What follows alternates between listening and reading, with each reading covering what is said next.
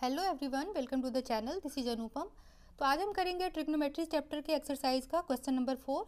इस क्वेश्चन में हमें गिवन है 15 cot a इक्वल टू 8 और क्या हमसे पूछा जा रहा है साइन ए और सेक ए का वैल्यू। तो सबसे पहले एक ट्रायंगल ड्रॉ करते हैं। ए बी सी एक ट्रायंगल ड्रॉ किए। इसमें किस एंगल की बात की जा रही है? एक्यूट एंगल ए की बात की जा रही है। दैट मीन्स ये एंगल, ये अगर 90 डिग्री है तो इस एक्यूट एंगल के रेस्पेक्ट में परपेंडिकुलर क्या हो जाएगा? वो होता है इसके सामने का साइड, दैट इज BC। तो ये हो जाएगा क्या? परपेंडिकुलर। इसी एक्यूट एंगल के रेस्पेक्ट में अगर बेस की बात करें तो वो एडजेसेंट साइड होता है। एडजेसेंट साइड होने के कारण बेस क्या हो जाएगा? AB। और 90 डिग्री के सामने का जो साइड है वो हमेशा हाइपोटेन्यूस होता है, दैट इज H होता है। जो गिवन है हम उसको लिखते हैं। क्या गिवन है? 15 cot A is equal to 8। यहाँ से cot A का वैल्यू क्या मिला? That is 8 divided by 15। cot A का फॉर्मूला मालूम है, क्या होता है वो? B/P। इसका वैल्यू क्या निकल के आया? 8 डिवाइडेड बाई 15। ये क्या गिवन है? ये हमें रेशियो गिवन है। तो अगर हम साइड कैलकुलेट करते हैं तो ज़रूर ये किसी ना किसी कांस्टेंट से मल्टीप्लाइड है। तो यहाँ से अगर हम इसको कैलकुलेट करें तो B इक्वल टू क्या हो जाएगा? 8 के, और P का वैल्यू हमें निकल के आएगा 15 के, जहाँ K क्या है? K कोई एक पॉजिटिव नंबर है जिसको हमने एज्यूम किया है। बेस और परपेंडिकुलर यहाँ मालूम है।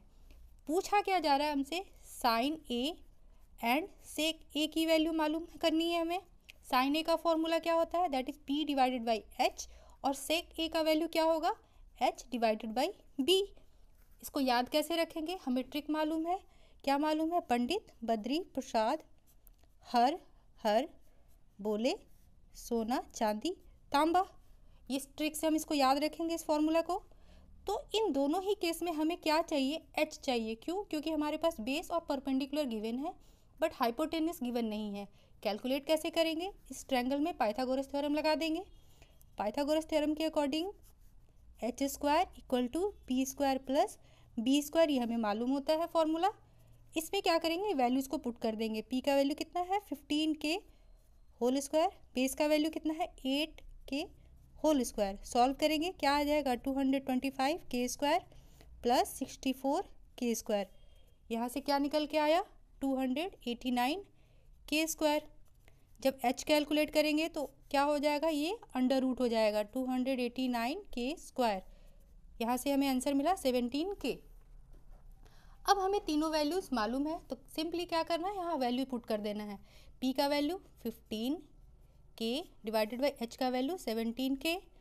वैसे ही यहाँ वैल्यू पुट करेंगे। H का वैल्यू 17 के, B का वैल्यू 8 के।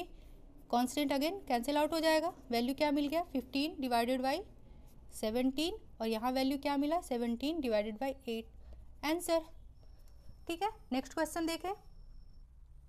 नेक्स्ट क्वेश्चन में गिवन है सेक थीटा का वैल्यू दिया हुआ है 13/12। हमसे पूछा जा रहा है कि जितने भी ट्रिग्नोमेट्रिक रेशियो है उन सबको कैलकुलेट करने। तो कितने ट्रिग्नोमेट्रिक रेशियो होते हैं? हमें मालूम है 6 होते हैं। कौन कौन से? Sine theta, cos theta, tan theta, फिर इसका रेसिप्रोकल कौन कौन सा हो जाएगा? कॉसेक थीटा, सेक थीटा और कॉट थीटा। ठीक है, इनमें से हमें क्या है? सेक थीटा का वैल्यू गिवन है। तो बाकी वैल्यू निकालने के लिए हमें फॉर्मूला तो सबका मालूम है। साइन थीटा का फॉर्मूला क्या होता है? P divided by H। Cos theta का फॉर्मूला B/H। टैन थीटा का फॉर्मूला P/B। ये क्या है? इसका reciprocal that is H divided by P। Sec theta का B/H। कॉट थीटा का फॉर्मूला B/P। सेक थीटा में क्या है? हमें H और B मालूम है। क्या नहीं मालूम है? P कैलकुलेट करना है। कैसे कैलकुलेट करेंगे? तो पाइथागोरस थ्योरम लगाएंगे। उसके लिए क्या करेंगे? सबसे पहले एक ट्रायंगल ड्रॉ करते हैं हम। ट्रायंगल ड्रॉ किया, ट्रायंगल में एक एंगल ले लिया थीटा, राइट? ABC। इस थीटा के रेस्पेक्ट में परपेंडिकुलर क्या होगा? इसके सामने का साइड BC। तो ये क्या हो जाएगा? परपेंडिकुलर। इसका जो एडजेसेंट साइड होता है उसे बेस B कहते हैं, और 90 डिग्री के सामने के साइड को हमेशा हाइपोटेन्यूस कहते हैं। ठीक है, सेक थीटा का वैल्यू हमें गिवन है। सेक थीटा का वैल्यू कितना गिवन है? 13 डिवाइडेड बाई 12। फॉर्मूला क्या होता है सेक थीटा का? H/B। इसका वैल्यू 13/12।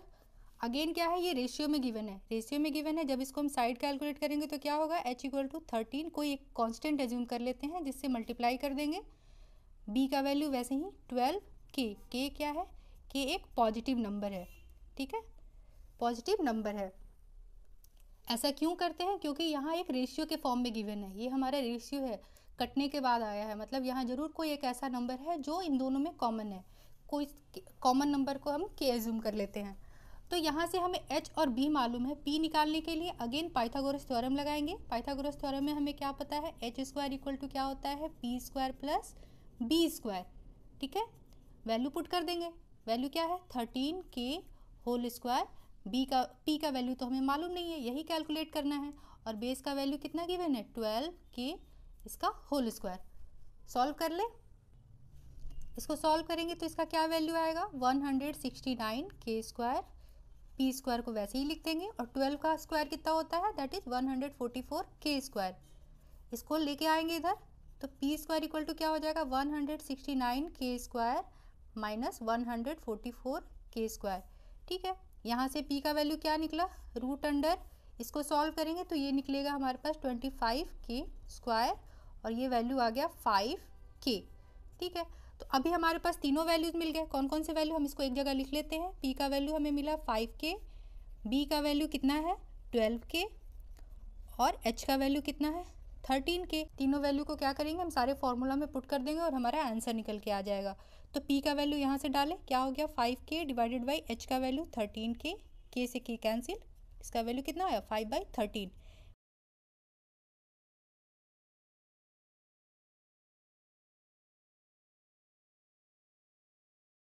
इस तरह से ये सारे वैल्यू निकल के आ जाएंगे, ठीक है। तो ये आंसर हो गया। सिंपली हमें ध्यान रखना है कि एंगल कौन सा कंसीडर हो रहा है, कौन सा एक्यूट एंगल हम कंसीडर कर रहे हैं, उस एक्यूट एंगल के रिस्पेक्ट में परपेंडिकुलर क्या होगा, बेस क्या होगा, हाइपोटेन्यूज तो हमेशा ही फिक्स होता है 90 डिग्री के सामने का साइड, और इन सब के फॉर्मूला याद रखने हैं जो कि हम ट्रिक से आसानी से याद रख सकते हैं। सिर्फ उतने के हेल्प से और पाइथागोरस थ्योरम के हेल्प से हम कोई भी ट्रिग्नोमेट्रिक रेशियो का वैल्यू निकाल सकते हैं। अब हम नेक्स्ट क्वेश्चन सॉल्व करते हैं। नेक्स्ट क्वेश्चन इज, इसमें क्या गिवन है, दो एंगल दिया हुआ है, एंगल ए एंड बी, ये क्या गिवन है, हमें एक्यूट एंगल गिवन है, तो इनके साथ एक रिलेशन दिया हुआ है cos A is equal to cos B। हमें क्या प्रूव करना है, एंगल ए और एंगल बी दोनों इक्वल है, ठीक है। सबसे पहले हम एक ट्रायंगल ड्रॉ कर लेते हैं जिसमें दो एक्यूट एंगल जो गिवन है, कौन कौन से गिवन है, acute angle A and acute angle B. इसका मतलब जो बच गया सी वो क्या है, वो 90 डिग्री है। ए और बी हमें एक्यूट एंगल गिवन है, इनके साथ एक रिलेशन गिवन है, वो रिलेशन क्या गिवन है, cos A is equal to cos B, ठीक है। तो दोनों एंगल अलग अलग है, इसका मतलब दोनों एंगल के रिस्पेक्ट में परपेंडिकुलर और बेस वो भी अलग अलग होंगे। अगर हम एंगल ए कंसीडर करते हैं, एंगल ए के लिए परपेंडिकुलर क्या होगा, बेस क्या होगा, और हाइट क्या होगा, हाइपोटेन्यूज क्या होगा। बेस परपेंडिकुलर क्या होगा एंगल ए के रिस्पेक्ट में, इसके सामने का side that means BC, base क्या होगा adjacent side that means AC, और हाइपोटेन्यूज तो हमेशा AB होगा। अगेन अगर एंगल B कंसीडर करते हैं तो एंगल B के रिस्पेक्ट में परपेंडिकुलर क्या होगा, इसके सामने का side that is AC, base कौन सा होगा एडजेसेंट साइड मतलब BC, और हाइपोटेन्यूज अगेन AB, ठीक है। अब ये सारे वैल्यूज को हमें यहाँ पुट करना है।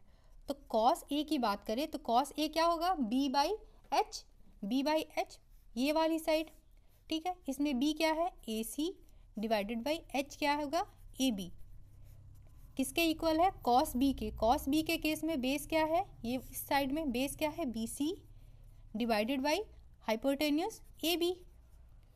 ये दोनों साइड नीचे क्या है सेम है, इसको आप ऐसे भी कर सकते हो, AC इक्वल टू AB को क्या करेंगे वहाँ भेज देंगे, क्या हो जाएगा BC divided by AB multiply by AB। इस AB को हमने यहाँ भेजा, ये क्या हो जाएगा कैंसिल आउट, यहाँ से क्या मिल गया AC is equal to BC, AC equal to BC मतलब क्या, ये साइड और ये साइड इक्वल है। यहाँ से हमें क्या मिल गया AC equal to BC। 9th class में हमने एक थ्योरम पढ़ा था, उसके अकॉर्डिंग इक्वल साइड के अपोजिट एंगल्स इक्वल होते हैं। दैट मीन्स अगर ये दो साइड इक्वल हैं तो इनके अपोजिट के एंगल मतलब BC का अपोजिट एंगल क्या हो गया A, और AC का अपोजिट एंगल क्या हो गया एंगल B, ये दोनों भी आपस में इक्वल होंगे। यहाँ से क्या निकल के आया एंगल AC के साइड में क्या है, AC के अपोजिट एंगल कौन सा है B, angle B is equal to angle A, और यही हमें प्रूफ करना था। रीजन लिखेंगे how opposite angle of equal sides are equal। इस थ्योरम के अकॉर्डिंग ये दोनों एंगल्स भी इक्वल हो जाएंगे, तो ये हमारा प्रूव्ड हो गया। ठीक है, तो इस वीडियो में इतना ही।